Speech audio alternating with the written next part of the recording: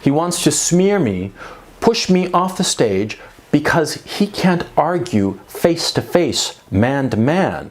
He proved that in that pathetic stream he did with his sycophants last night, where he and his little toadies, slammed JF Garipé. JF, everybody knows this, will debate anybody. But Kraut didn't have the balls because Kraut, at heart, is a coward. And like a coward, he wants to dox me. Like a coward, he tried to dox Rage After Storm. I said this before, he is a man of no worth, of no value.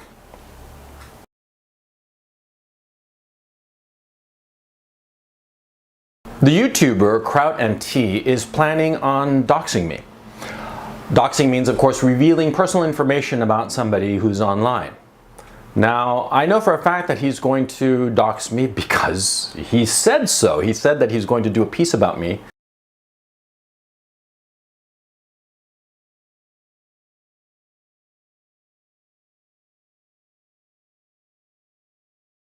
And on different streams, he has referenced private information about me, stuff that did not come out of Coach Red Pill, but came out of my actual name, okay? Certain relationships and certain events in my past, and he's planning to dox me, and I have a pretty fair idea of where he's going. He's going to go in 3 directions. He's going to, number 1, say that I am secretly some sort of like alt-right secret agent, because I have, and he's going to say, that I have long-standing ties with Richard Spencer that go back almost a decade, which is actually true. And he's also going to say, the second charge that he's going to level at me is that I am a thief, and that I am a dodgy businessman, and that I have cheated people out of their money. And he's going to reference a former business partner of mine who embarrassed himself and me, frankly, by spewing out a lot of nonsense online, and he's going to reference that as a second charge. And the third charge, I'm pretty confident he is actually going to reference a video that I made about something horrible that happened to me. You can find it right here. A storytime video about something that happened to me when I was in college, and he's going to use that, something horrible that happened to me. I was falsely accused of sexual assault and sexual harassment. The sexual harassment charges were that I had sent obscene email messages to a certain woman that I had just simply broken up with. I'd never sent her obscene email messages, and the computing department proved that. And the assault charge, quote unquote, was that I had tried to, quote, forcibly kiss her. Tried, mind you, to forcibly kiss her, but obviously not succeeded. Anyway, that had been the assault charge, which I talked about in my story time, right? And he's going to sort of like spin that around and say that that was sort of like an attempted rape or some shit like that, okay? Those are the 3 prongs of his doxing. Now, the way he is going to do this and get away with the fact that, that he's basically doxing me, he's going to say, no, I'm not doxing anybody. It's out in the public realm. Everybody already knows about it, because what happened, there is a dossier on me that links Coach Red Pill with my actual name, and also with a previous online ID that I had that, well, I'm going to get into that in just a second, but the point is, see, this dossier is up on one of those like, like doxing sites, basically. And the thing is, see, that dossier is up because it was assembled by Jeff Holiday, who's a good friends with Kraut and T. And Jeff Holiday passed the information along to a minor 4chaner who uploaded this dossier onto this doxing site. And so Jeff Holiday passed it to this 4chaner, and so it's the 4chaner who did it. Jeff Holiday had nothing to do with it, even though Jeff Holiday knows my name because he tweeted about it, and I have copies of those tweets. Anyway, Kraut is going to say that he's not actually doxing me because the information is in the public domain. And that's the excuse he's going to use to get away with doxing me. Now, I'm going to address all 3 of these charges briefly, okay? Because you have to understand, I have a very complicated life, I suppose.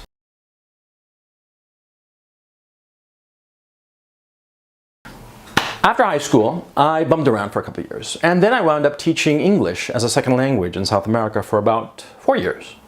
And I applied to college in the States, and I got into pretty much all of them. I applied to Ivy League schools, and I graduated from an Ivy League school. When I graduated from college, I was recruited by Goldman Sachs and Time magazine, if you can believe that. And also I was offered the possibility of getting a PhD in history, Russian history, which was my specialty. But instead I decided to go to Hollywood. And in Hollywood, within a week, I had my first paying gig. And within 15 months, I had a $1 million book deal.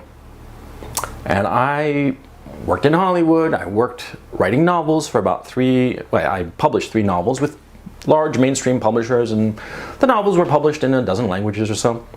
And then after that, I moved into film directing. Film producing, and then film directing. Oh, and along the way I did like consulting work on a couple of video games, not because I cared about video games. I sort of think that they're foolish, but you know, a gig's a gig, and I got offered a gig, and there you go. But anyway, I produced and directed movies, and the hard part about producing and directing movies, or producing movies, is getting the money. See, once you get the money, everything's easy insofar as film is concerned. And I figured out how to get money, how to raise money. And that ability allowed me to go into different businesses, venture capital basically. And from there, I wound up running money in, not a lot of money. It was like personal, you know, home office kind of shit, you know, 8 figures, not like big institutional money. Anyway, in 2008, 2009, when the global financial crisis happened, I was like, what the fuck is going on, right? Like everybody else. So I started jotting down my ideas and posting them with different websites. Zero Hedge was one of them, Naked Capitalism. Anyway, I wound up setting up my own blogspot site. And I just put my random thoughts about the bond market, the stock market, commodities markets, what I thought was gonna happen. And, you know, at the time, I was getting like 30 page views a day. That was a big day for me. And then all of a sudden, boom, I got an audience. And in the end, over like a 3-year period when I was running that blog, I got like 6.5 million, almost 7 million page views, which was fun, but it got boring because I could only write about economics. And it just got tedious, and so I left it behind.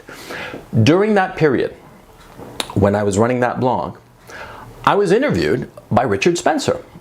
He called me out of the blue. He had this little website, the National, I forget the name of the, NPI, NRI, something like that. You know, the alt-right. And he called himself alt-right. And I thought that was a pretty clever name, and we did a couple of podcasts together. Not only did we do a couple of podcasts together, I remember at least one non-recorded conversation that we just got on Skype and shot the breeze. You know, he's a great guy. And he contacted me because of my economic blogging. I'd never heard of the guy, of course. I mean, that time, this is 2010, 2011, he wasn't big. And so, of course, I acceded to a podcast. Why not? It was flattering, right? And I remember in that podcast, the first one, and he started talking about, you know, how Jews control banking and stuff like that. And I was like, oh, I don't want to go there, you know. And I remember thinking, oh, he's one of those guys. Because in South America, there are a lot of guys like that, you know, fasci, you know. I mean, they're very well prepared, very smart, but, you know, fasci. And I'm not really down with that. I mean, you can ask Millennial Woes, who's like a hardcore alt-writer. You know, I'm very friendly with Millennial Woes, but I'm not alt-right. I was very friendly with Richard Spencer because he's a charming guy. Why wouldn't I be? And anyway, I did a couple of podcasts with him back in 2010, 2011, and that was that, you know. And, you know, the years passed and I wasn't in touch with him. I'm sure he's forgotten about me because he's become like a big deal. He's Richard Spencer, you know, the face of Nazism in America, right? Anyway, I don't have long-standing ties to him. I knew him a while ago, 7 years ago, and I did a couple of podcasts for his show. Those podcasts are still up, and they're referenced in that doxing dossier that I referred to. Anyway, the one that Kraut is drawing his information about me from, you know? Anyway, the other thing was that I had a business deal because as I was doing this blogging thing, I thought it'd be like a fun idea potentially lucrative idea to set up a subscription model, which is basically what all of media is doing now, because they realize that through advertising they can't make it. They need to do a subscription model. And I explored that idea, and I worked with a couple of people, and it didn't work out. It was a bad business deal. And I worked with one professor of economics, of heterodox economics. I'm not going to name him. This man was going through a rough time. He'd just been fired from his university position. I never quite knew why. After the end of that relationship with this individual, I have my suspicions, but they're just suspicions. I'm not going to air them out here. But my point is, I invested like $25,000 in this man's site. You know, overall in this business with you know, the whole thing, I invested a lot of time and money in it, you know, and it didn't work out. Or let me rephrase that. It didn't generate the revenue that we had hoped for. And he decided that he wanted to get out of the deal, and there we had a contretemps, right? And we had a disagreement, like business disagreements happen. I didn't steal money from him. I invested a lot of money. I lost money on this thing, okay? Well, no. At the end of the day, I came out ahead like, I don't know, 10, 15 grand. This guy came out ahead like 40, 50 grand, okay? Because I was eating the costs of doing this paid subscription model. I mean, he did very well for himself, but spilt milk, water under the bridge. This asshole, during the dispute that we had, he put up a whole series of posts about it, smearing me for no other reason than to put pressure on me, and it didn't succeed because I couldn't give a shit, right? Okay, so that's the second charge, and that happened back when I was doing it. I don't know, what did I do after that? Oh right, the reason I dropped the blogging was because I got into the solar energy business. And I put together a pretty cool project. In the end, it was like a 100 megawatt project. And we basically arbitraged the regulatory framework in Chile in order to get the best deal. It was a really nice project. In the end, it was a $115 million project for 99 megawatts distributed over 33 sites in Chile. It was a really pretty project, and in the end it came to a good port. Let's leave it at that. And then I got into real estate, because real estate is just, you know, it was interesting. It was something new. I had the opportunity to help out on building some parking structures, and I said, why not? And I got into that. And then in 2016, I decided to get out of everything because I realized that we're in an asset bubble. You know, look at Bitcoin. It's over 11,000, 12,000, something like that. And anyway, I freaked out. I lost my nerve because this asset bubble, you know, it's going to pop, okay? And only a fool holds out for top dollar, okay? When you're ahead and you've reached your limit, like, oh, you know, I've made good money, you pull out. I got to a point where I realized I wanted to get out of this market because it scared me. Okay, and with a lot of free time on my hands, I started, like, you know, cruising the internet. I wrote a couple of novels, by the way, in that free time. And unfortunately, I discovered that the publishing business had left me behind, which is a sad state of affairs. It's become too PC, well, no, too SJW, forget about PC. Way too SJW, way too Mary Sue infused kind of thing. And that led me into the manosphere, the blogosphere, and this sort of neck of the woods of YouTube. And I decided to do like videos on YouTube for the reasons I've mentioned before, because I have a toddler. I have a 2-year-old. I also have a 4-year-old daughter. And I want to leave them a record of their old man when he had more or less all of his marbles, right? Now that's why I got into YouTube, and that's why I do these videos. This video that I'm doing right now is sort of like an exception. I'm actually going to have a Tuesday video later today. This is just an exceptional one-off to answer this guy, Kraut T, who's going to dox me. Now he's going to dox me because I did a few videos about him that said some very true things about him.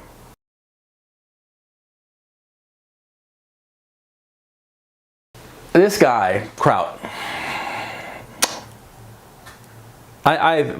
he's committing suicide. He's killing his own channel. He's killing any credibility he might have in the YouTube community. Everybody thinks he's a fool because he is a fool.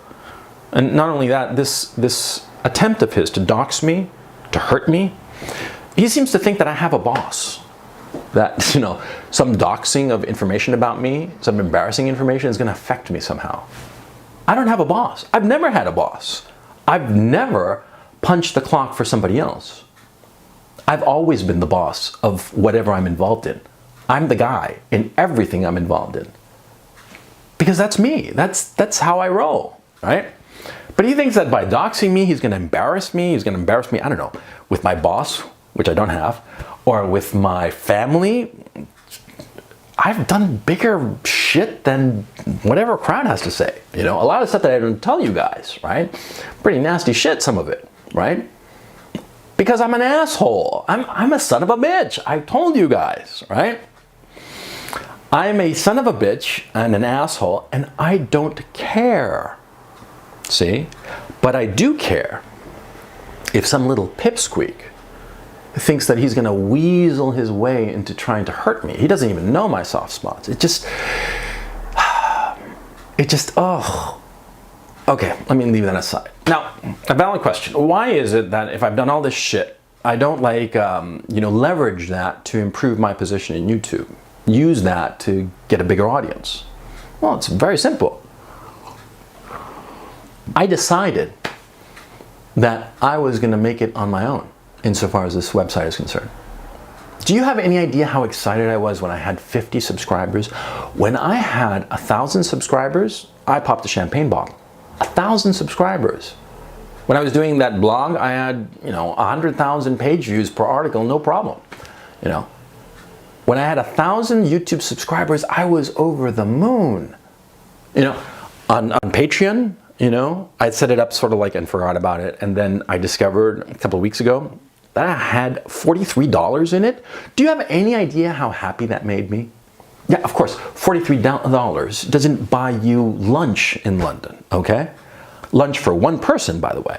$43 is nothing. That's what I got from Patreon. And it was thrilling. It could have been $43,000.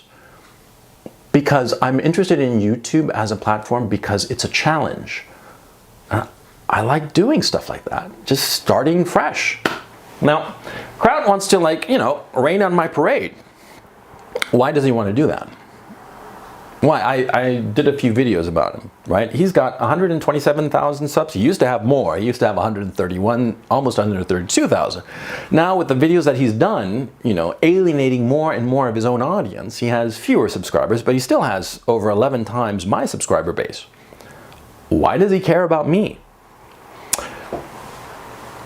Because I said things about him that are true. Because bottom line, the man is a coward. The fact that he's going to dox me, right, and say, oh no, that information was publicly available. And this shit that he's going to do of smearing me as a long-standing ties to the alt-right. Why is that? It's to dismiss me, to sort of like push me off the stage. That's the goal of the guy. He wants to smear me, push me off the stage, because he can't argue face-to-face, man-to-man. He proved that in that pathetic stream he did with his sycophants last night, where he and his little toadies, slammed JF Garipier? I don't know how to pronounce his name. I don't speak French, but, JF doesn't mind. They smeared him like cowards. And they didn't dare debate him. JF, everybody knows this, will debate anybody.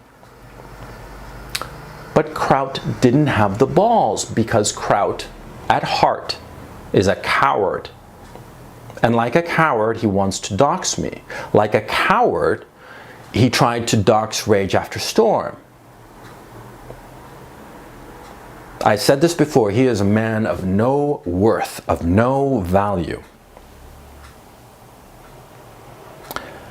It pisses me off because he's a talented man. I ran into Sargon of Akkad the other day on the street in London. I'm not kidding. Ask him. I ran into him in a photography store, right? Me and my girlfriend walk in, and there he is.